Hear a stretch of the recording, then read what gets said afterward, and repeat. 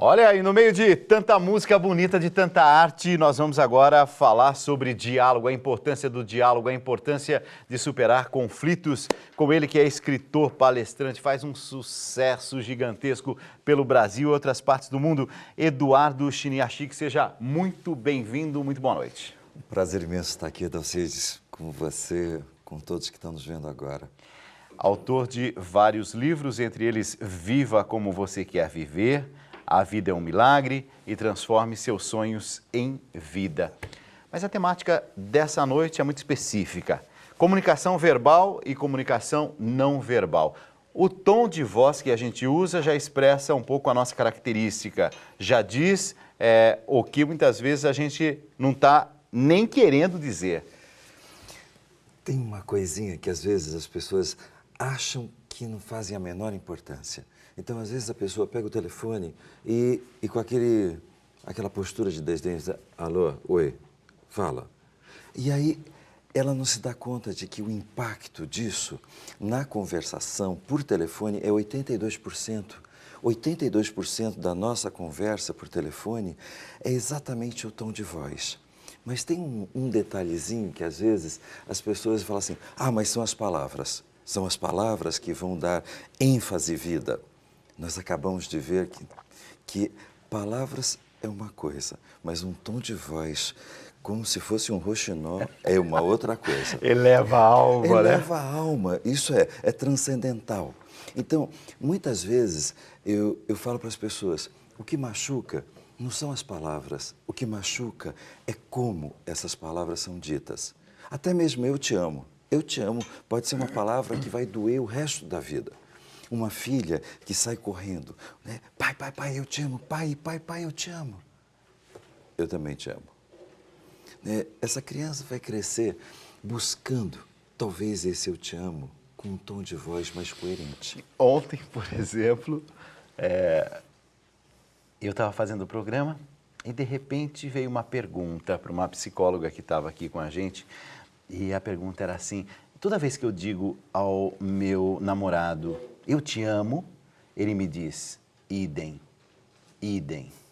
Aí o tom não está bom e a palavra escolhida também acho que não está muito bom. E com certeza a postura. Às vezes as pessoas falam assim, mas sabe o que é? A gente passa 24 horas do dia junto. E você está reclamando que eu estou distante?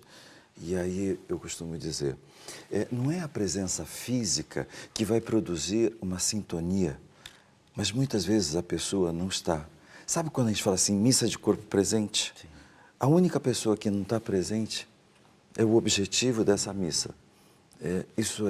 Muitas vezes tem pessoas que estão com uma postura de missa de corpo presente, estão fisicamente, mas a alma, o espírito, o sentimento dela não está lá, ela não está viva.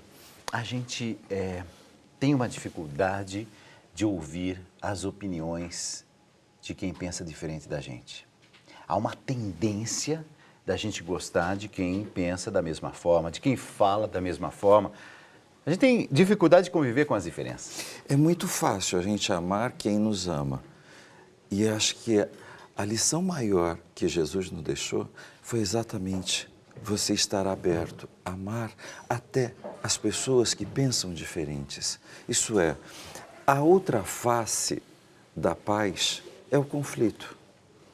Isso é, saber exatamente como lidar com as diferenças para que a gente possa criar essa paz.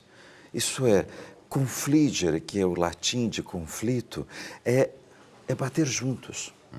Mas é juntos. Então, às vezes eu digo isso para casais, aprendam a brigar para ficar junto. Porque o grave problema é quando duas pessoas, cada uma se fecha na sua razão e não quer ouvir a razão do outro.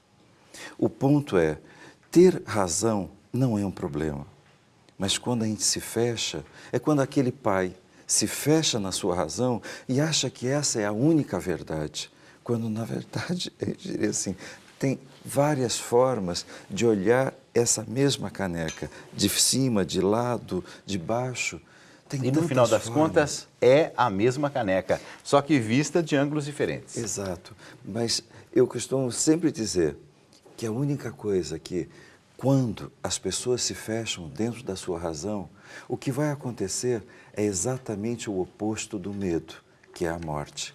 Porque o significado do amor é a ausência de morte.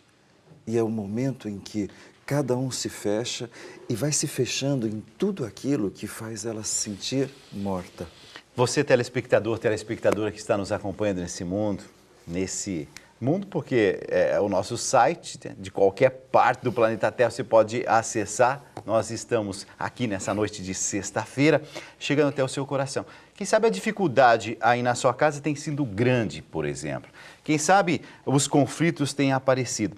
Aí, Eduardo tem assim, vários artigos, vários livros, e ele diz assim, é preciso ter clareza, é preciso ser sincero, é preciso ser direto. A gente, em geral, nos relacionamentos, não é tão claro na nossa comunicação. O que acontece? É que, às vezes, eu costumo dizer que tem uma agenda oculta. Tá. Às vezes, as pessoas, elas não se tornam verdadeiras e honestas naquilo que elas desejam. Qual é o objetivo? Qual é o resultado que eu quero atingir? Então, às vezes, eu quero pedir que cuida de mim, mas ao invés de eu pedir cuida de mim, eu fico numa postura fechada, retraída, ensimesmado, esperando que alguém adivinhe o que eu estou querendo. E quando essa pessoa não adivinha o que eu estou querendo, eu vou puni-la. Eu vou fazer ela pagar. De alguma forma, eu vou usar uma vingatividade para fazer com que ela sofra. O que eu acredito que ela está fazendo com que eu sofra. E é nesse momento em que a gente vai perder a oportunidade de sermos realmente felizes. Simplesmente por uma besteira. Quando a gente fala sobre isso, né, às vezes a gente fica interpretando as coisas também, achando que o outro, mas ele não está falando nada, esse silêncio dele, ele está bravo com tal coisa. E a gente vai criando umas histórias na cabeça, uns fantasmas na cabeça, que quando a gente abre o coração e diz ao outro, muitas vezes a gente se surpreende, que o outro diz, mas não é nada disso, de onde é que você tirou esse pensamento? Isso é perfeito, Dalcídio, porque muitas vezes, eu sempre digo, o que faz com que as pessoas passem como rolo compressor pelo sentimento e pelas outras pessoas é duas frases. Eu sei o que você está pensando, eu sei o que você está sentindo. São as duas coisas mais impossíveis de alguém realmente saber o que passa na tua mente e no teu coração. Se eu quiser saber, eu preciso ser verdadeiro e honesto para perguntar, humilde para perguntar, para compreender. Por isso que eu digo, antes de você querer ser compreendido, compreenda. Busque mais informações da outra. Eu estava lendo também num dos seus livros e você diz assim, é preciso ser delicado com as pessoas. A agressividade não vai levar a muita coisa. Só que, às vezes, a gente pode até ser delicado, mas a própria delicadeza, dependendo da forma como... Você já fez uma gentileza e o outro acha que é um interesse, por exemplo? Ou então, você vai com a maior das boas intenções, você não está querendo chamar a atenção de nada, não, era só um comentáriozinho inocente e aquilo se transforma numa verdadeira tempestade. E é uma tempestade num copo d'água. Então, esse ser gentil, como é que a gente lida com isso? Como Madre Teresa de Calcutá disse, mesmo que não te compreendam, continue sendo quem você é e vivendo o amor. Essa é uma das coisas que muitas vezes nós vamos perdendo essa referência. Quando, às vezes, a gente vai usando assim, o que é que vão falar de mim? O que é que vão pensar de mim? E a gente se esquece de fazer uma coisa com a nossa vida. O que eu desejo que as pessoas falem de mim? Qual é a história? Qual é o legado que eu vou deixar? E é isso que é a coerência. Né? Continue, mesmo que as pessoas em algum momento interpretem equivocadamente, continue sendo coerente, continue sendo quem você é, porque é essa a coerência. Porque em algum momento, uma vez eu tinha uma casinha numa colônia de pescadores E era muito pobre, muito humilde. E aí eu comecei, assim, a juntar uns amigos, uns médicos, uns professores, e a gente ia fazendo assim, atendimento, consulta. Eu até chamava o pessoal e falava assim, eu vou ter uma peixada lá em casa, na praia. Aí, quando terminava a peixada, eu falei assim, agora vem o pagamento da peixada. Vamos abrir as barraquinhas. E aí o pessoal começou a achar que isso era um ato político. E aí as pessoas começaram a achar que eu iria dar mais coisas, porque eu queria ter algum benefício futuro. E aí eu fui simplesmente mostrando que o meu objetivo não era ter ganho nenhum, era simplesmente a gentileza, né? O ato de dar aquilo que a vida já tinha me dado, devolver para a vida, devolver para a existência. Até hoje, quando eu chego nessa vila, assim, as pessoas me abraçam, me beijam, mas como um amigo. Mas isso também não é sinal de que a gente vive num mundo extremamente interesseiro, capitalista? Como é que alguém pode, assim, por um ato de generosidade completamente inocente, fazer alguma coisa? Talvez isso, como a gente costuma dizer lá em Piracicaba, desorna, né? Isso parece assim que foge um pouquinho ali do centro das coisas. Eu costumo dizer que o ser humano ele está habituado a não receber, ou receber pouco. Mas quando ele recebe muito, ele acha que tem que ter um interesse por trás. E eu diria que talvez a grande lição que Jesus veio trazer é essa lição de amor. Isso é, essa lição de vida, de dar, de doar, de se doar, de dar a si por inteiro, da vida. E muitas vezes a gente vai esquecendo de que o ato de dar mais do que esperam de você é o que gera prosperidade na nossa vida, é o que gera as coisas boas, grandiosas, né, as coisas divinas na nossa vida. Isso é, muitas vezes a pessoa começa a rentabilizar isso em termos de dinheiro. E eu costumo dizer, você rentabiliza isso em termos de vida.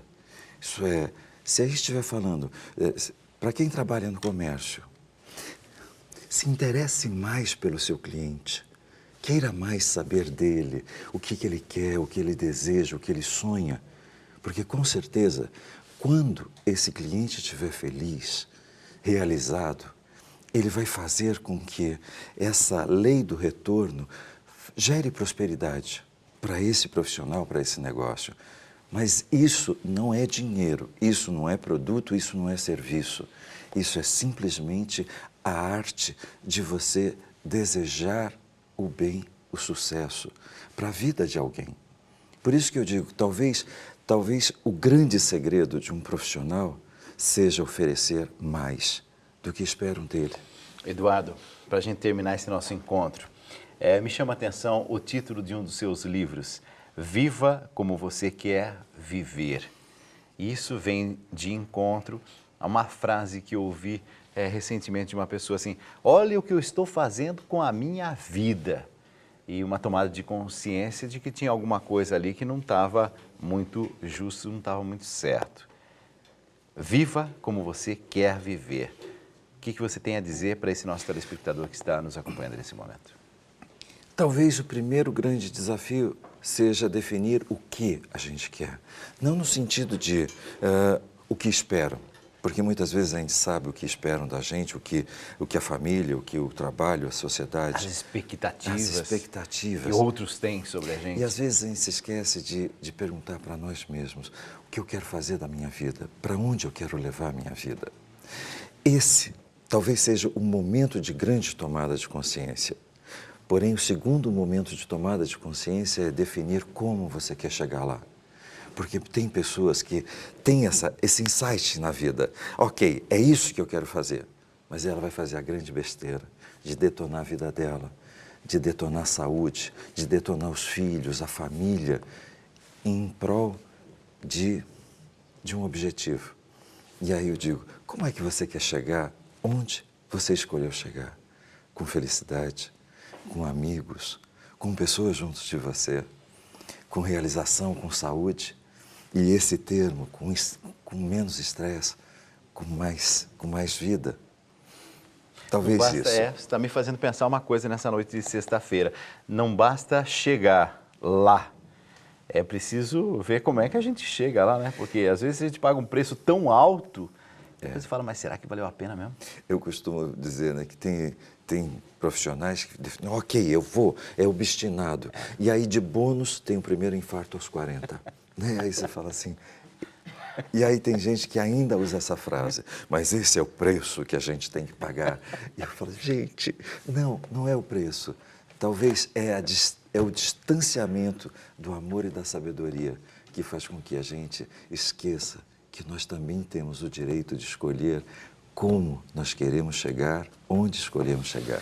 Olha, noite de cultura, noite de arte e, por que não, noite de espiritualidade. Conversei com Eduardo Chiniachik, escritor, palestrante, autor de vários livros, entre eles Viva Como Você Quer Viver, A Vida é um Milagre e Transforme Seus Sonhos em Vida. Obrigado por ter vindo. Prazer e honra estar com você, Dalcides.